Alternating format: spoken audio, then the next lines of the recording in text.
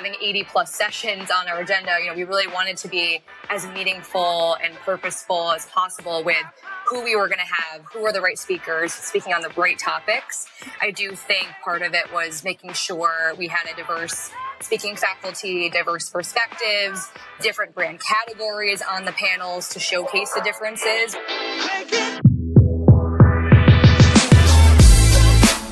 You're listening to Retail Remix, your inside access to candid conversations with the people shaping retail's future. Here's your host, Alicia Esposito. Hello, everyone. We are back in Jersey and New York after a whirlwind few days at the Retail Innovation Conference and Expo. That's right. After a few weeks of us talking about the events, spotlighting some speakers, the event is done, dusted, and now we have 2023 to look forward to. I have on the line with me now Erica Vellacourse, my right hand, our content specialist for the event, and we're going to chat about how it all went down. Erica, thank you for taking the time. Sorry I put you in the hot seat for this.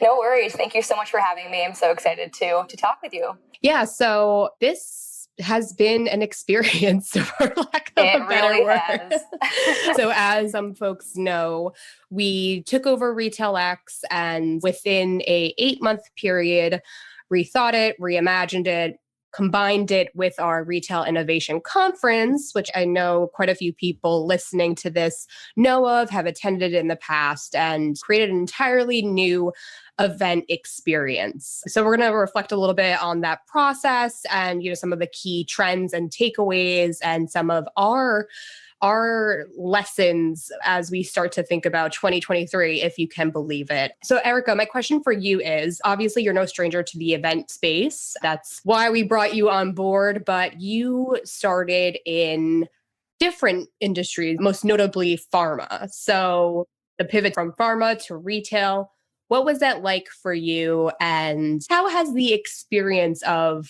planning and putting together an event changed for you with that shift? Yeah, definitely. So in the event space prior, like you said, I was in the healthcare and pharma world. And in that world, it's definitely more regulated, very highly regulated, to be honest. So it's not as creative in terms of being able to talk through some of these topic areas that we can dive deeper into in marketing.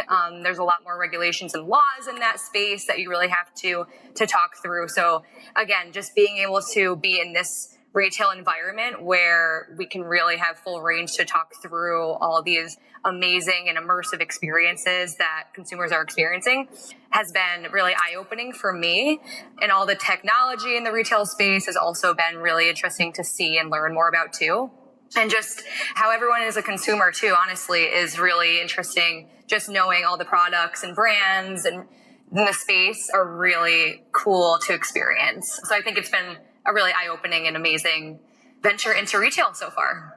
So I have to ask, one of the things we always talk about when we talk about retail trends and business strategies, it's like at the end of the day, we're all consumers. So we know what resonates, we know what we connect with on a day-to-day. So what were some of the trends that you knew you wanted to dig into? Because as a consumer, you're like, oh, this is really cool. I want to understand how this works, or I want to get a brand like X on stage to share their story. Yeah, great question.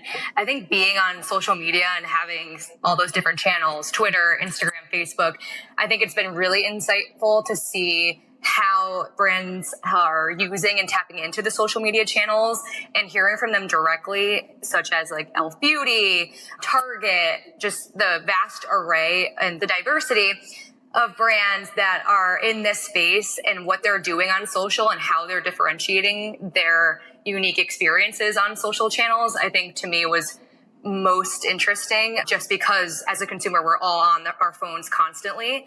And then, of course, hearing about the metaverse and how that has exploded, that also has been really exciting to see and, of course, experience firsthand from some of the speakers that we heard from. Yeah. And obviously our overarching trend was this idea of connected commerce. What does it mean today? What are the new components and triggers for it? So it was definitely interesting to see how that theme came through in different ways. So obviously social media was a big topic for us. We talked about social commerce, so driving tangible revenue through social commerce and social channels, but also the creator economy, which I think people really had a few aha moments about. I mean, obviously we had that great panel featuring Adore Me, Shutterfly, Shop Style Collective, and they shared their perspectives on what the creator economy looks like, how the influencer marketing model is changing. But then it's like, as you unpacked the layers of the different sessions we had, like even NFTs, right? One of our speakers, B. Earl, who's a Marvel writer, which was a really fun element to bring into our programming, he's all about fandom and community too. So this underlying trend of community-driven commerce seemed to be the connected thread. Would you agree with that? Definitely. I think the community during commerce was awesome to see how all brands are tapping into their communities, whether it's local, using local artists, curators, and creators of their different collections of the brands that they have at their stores, but then also, tapping into the local community. I think another really good example was hearing how Foot Locker and New Balance collaborated during one of the sessions. They had used their Detroit store location and tapped into what they call their sneaker boot camp. So it was actually called Sneaker School Boot Camp, where they had about 50 students come in. They were able to create their own design of the shoe that they wanted to see Foot Locker have. And that was really, really cool to see how they used the local community to then create a product within the Foot Locker brand. So that was awesome and definitely a great session for everyone. Yeah, that's a really interesting use case because it's tangible. It's very personal. It's more like in real life, so to speak. Right. And authentic too. And I mean, that was also a huge theme, how brands are being more authentic, being more transparent for the consumers. Obviously, we've seen a huge trend of the conscious consumer and how they're more into different issues such as sustainability, which was also a huge trend as well that we saw leading into the event. And I believe we had about or so sessions on sustainability from all different perspectives. So that was interesting too. Yeah, that's actually something I want to dig into a little bit because I feel like when we hear about sustainability, there's always that tie to the product, right? Like the actual creation of a good or the sourcing of materials to create a good. And I think, well, what I personally found enlightening and interesting is that it's so much deeper than that. Like it can be materials used in your office, right? Like one of our speakers, the founder and CEO of Final, Emma Rose Cohen, she talked about how she did a waste audit in one of her offices and just showing how materials stack up and how waste is created and using that as a guidepost for creating more sustainable operations and processes just in the day-to-day work. We also had a session in our CPG summit about the last mile, which I think it's that ongoing debate, right? Of, okay, we want to get things to people as quickly and efficiently as possible, but there are implications of that, in terms of carbon emissions and the overall environmental impact of that.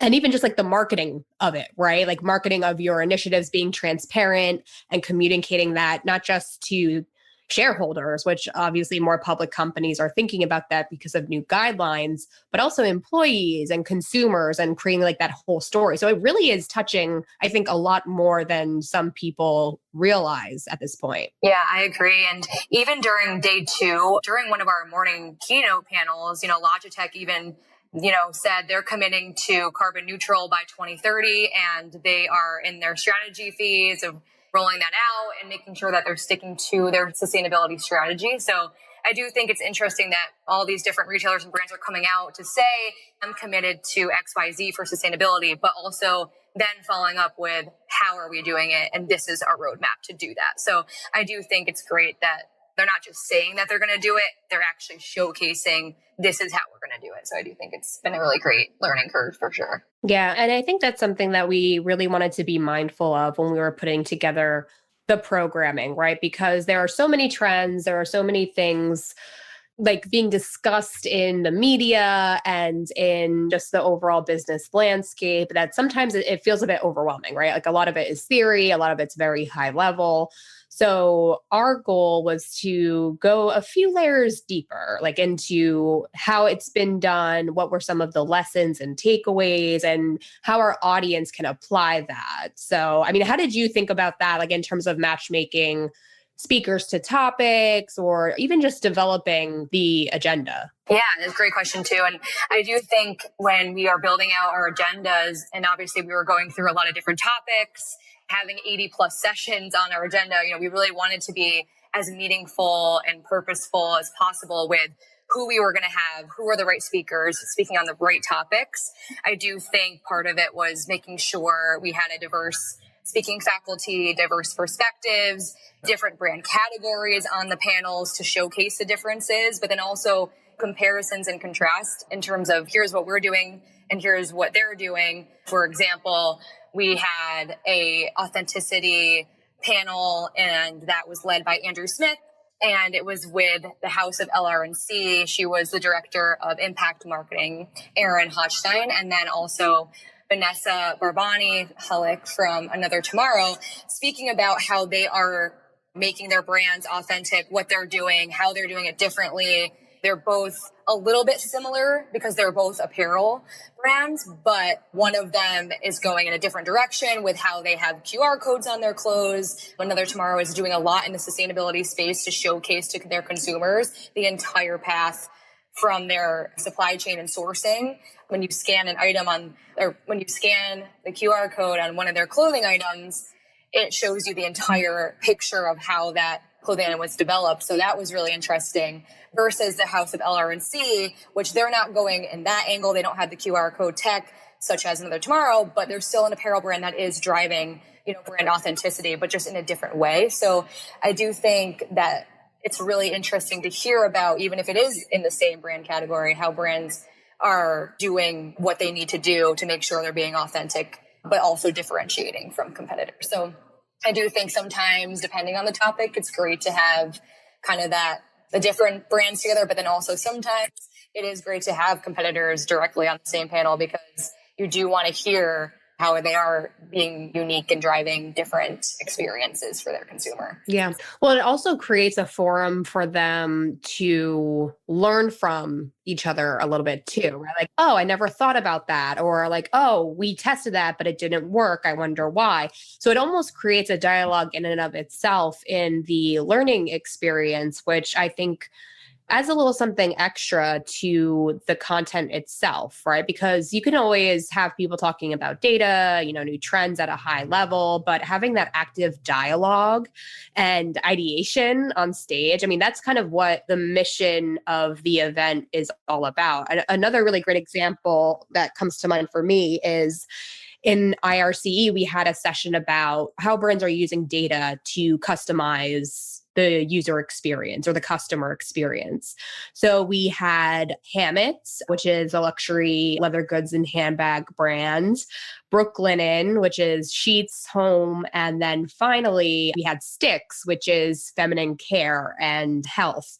So very different worlds. So it was really interesting to see and hear the systems that they have in place for using data to their advantage. So like Sticks, for instance, they have like this really fun quiz that like people interact with the quiz, they get product recommendations, but then they can also customize their quote unquote health plan based on their challenges or, their pains, and Sticks can be that solution for them, which I think is super valuable.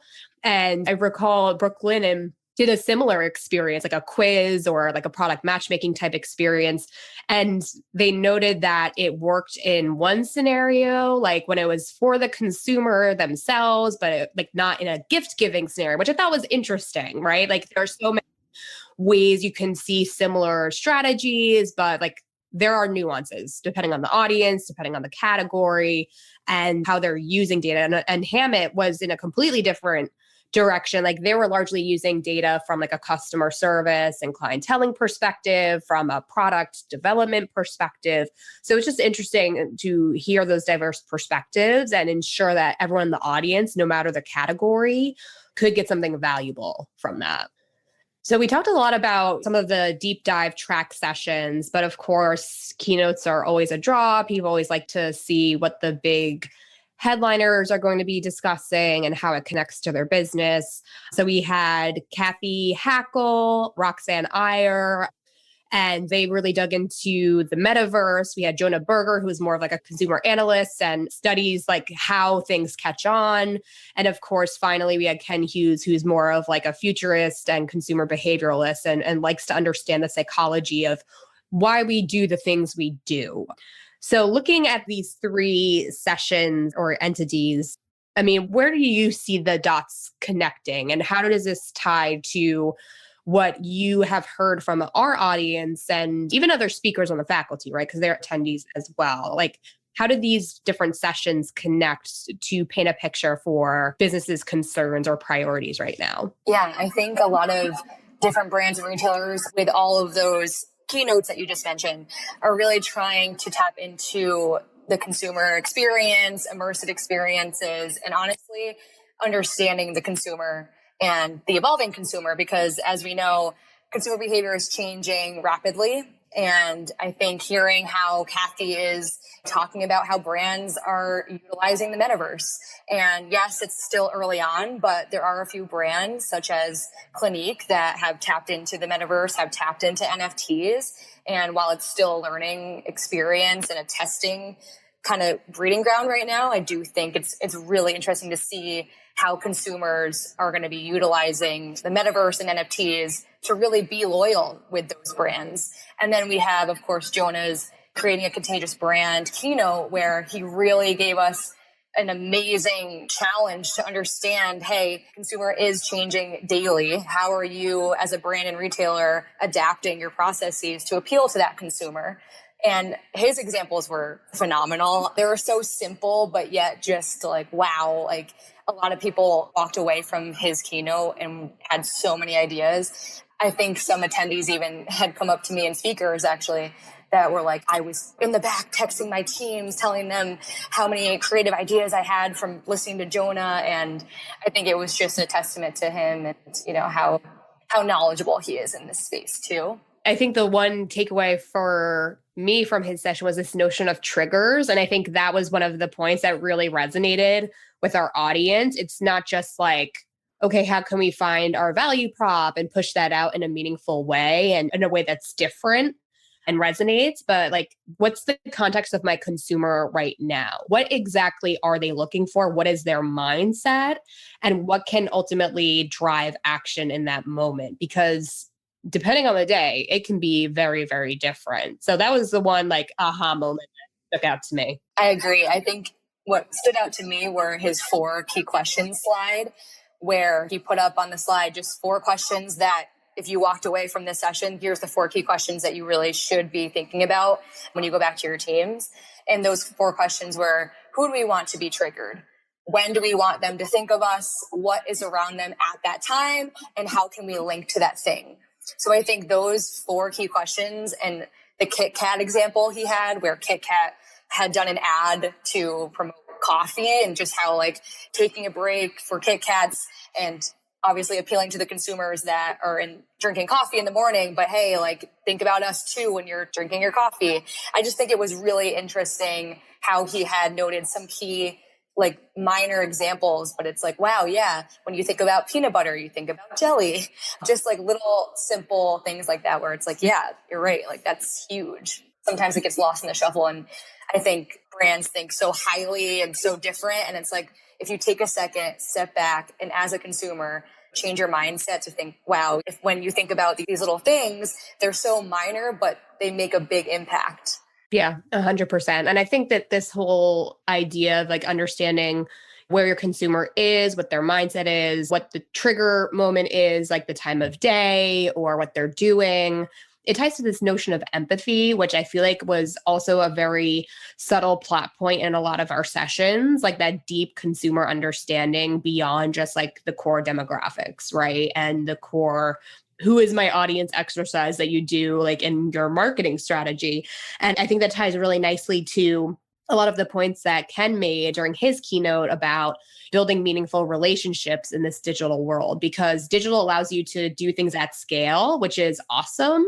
But if you're not following through on all of those supporting elements that are maybe a bit more high touch, maybe take a bit more time and require that deeper level of empathy and understanding, you ultimately leave your consumer behind, which, like in relationships, is not going to be very good in the long run. Yeah. And I think back to your question, what were some of the key themes throughout? And I think, yes, understanding today's consumer, I would say, is the biggest one, but then also being intentional with the technology that you're implementing. So I think some people were a little skeptical about hearing about the metaverse and like, oh, is this the right move for me? Is this a good way for my brand to get into immersive tech?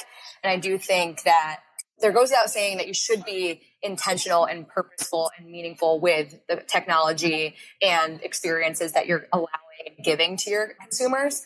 So I do think that understanding today's consumer and being intentional with what you're going to be implementing for your consumer are the two biggest takeaways, I would say, throughout the sessions. Yeah, that's a really good point, because I know, digging deeper into that skepticism, right, around the metaverse, that the extremes of it that are floating around out there, that like, oh, one day everything's going to be done in the metaverse and people are only going to buy digital goods. Like, all of that is just, I almost feel like it's like they're statements to just cause chaos or cause tension and frustration, because what really stood out to me in Kathy's presentation is like, no, this isn't replacing anything. This is about the convergence of digital and physical. It's about creating meaning in both areas of the consumer's life, because we are doing both things and we are creating those moments. So I think that's the big takeaway. And like, I know there were some people who were initially super skeptical of us we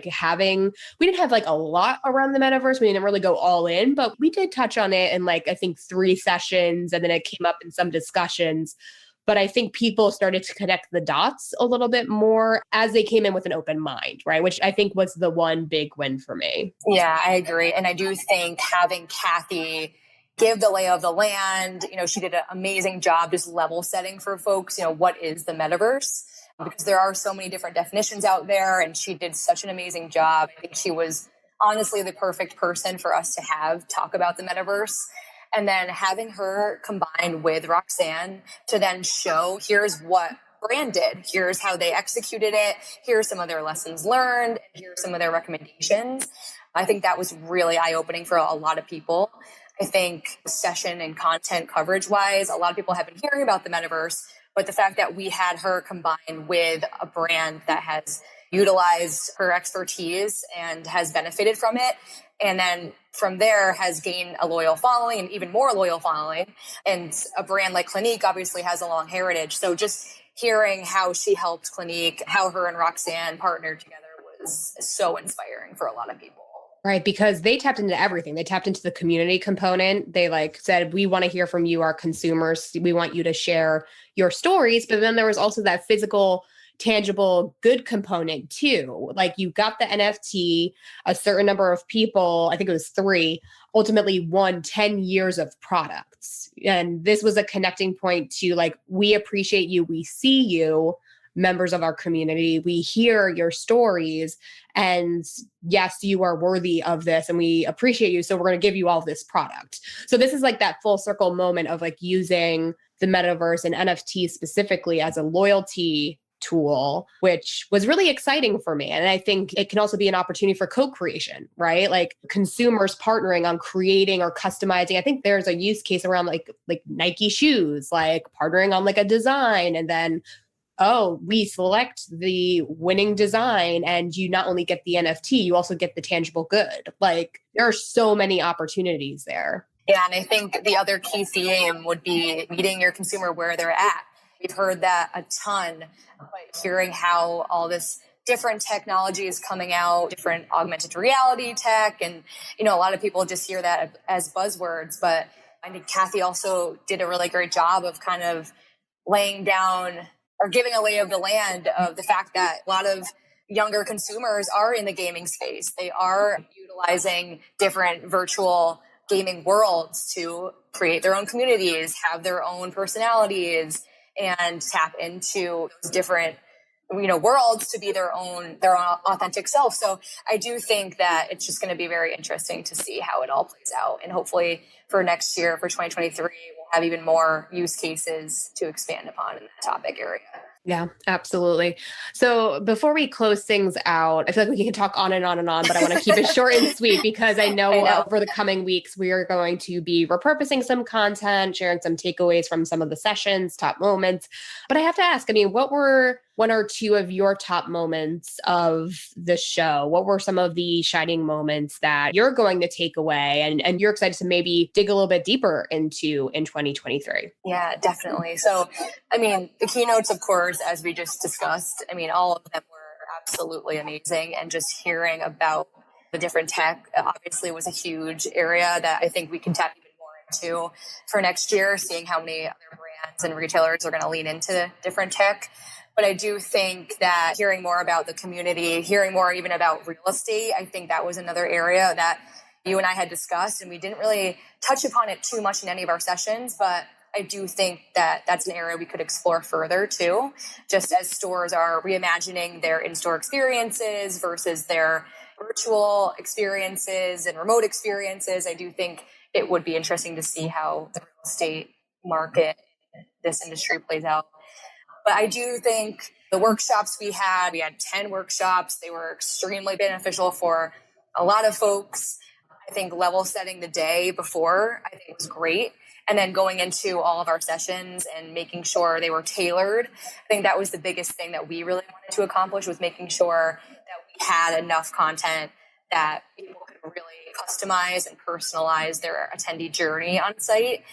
And then also the expo hall this year was extremely immersive. We had the cannabis pop-up experience, which I think a lot of people were really surprised by, because that's not something that we've really tapped into too much either in the past, I believe. So having a cannabis brand on site showcasing their product was awesome. Then we also had the Good Market brand, where they're showcasing all of their products and curated collections. And the fact that, their purchases go to good causes, I think was incredible for folks too. And, I think we'll lean in more to how I think cross collaborations are occurring. And I think it'd be really interesting to tap into how brands are also diversifying their product assortments. So I think those are some things that I definitely wanted to highlight, but I don't want to go in too deep because honestly, I could talk forever about everything. It's like the list of stuff we wanted to do definitely is a lot longer than the stuff that we ultimately could do, but that makes it interesting, right? Yeah, and I wish I could have sat in every single session, but obviously that was impossible to do. I do think the track I sat in all day on the first day was the Connecting Content, Community, and Commerce track, and I absolutely loved it. It was mind-blowing. Matt Maher gave a really insightful presentation on esports and commerce in the gaming world. Again, I know we already touched about in the metaverse and gaming and virtual environments, but his session was also really interesting just to see how the world of esports is evolving. And it's about a $50 billion market. So that industry, I think, too, would be interesting to tap more into, just seeing how esports is evolving. But the other last area that I would love for us to explore further into for 2023 is also this emergence or convergence of retail and hospitality. I do think that the retail and hospitality angle, we had one session on, and it was Michelle Collins and Joel Contour. But I would love for us to see how, design-wise, even how hospitality is inspiring retail environments and stores, and really going on that too. So, I do think there's a lot of really great cross-industry perspectives for us to look into for next year. Yeah, absolutely. Especially from the design standpoint. I know that there are so many folks that are looking into these different industries to get inspiration, right? To hear what's driving success. And like you said, hospitality is a great example, or even restaurants, in even things like festivals, right? I think there's opportunity for inspiration and partnership from all areas of this ecosystem, and this idea of looking at adjacencies and overlaps and ways to kind of harness those to benefit the customer. That's really what it's about. And I think that's really the ethos of the Retail Innovation Conference and what we're trying to build. So 1 year down, we we're ready to go, right?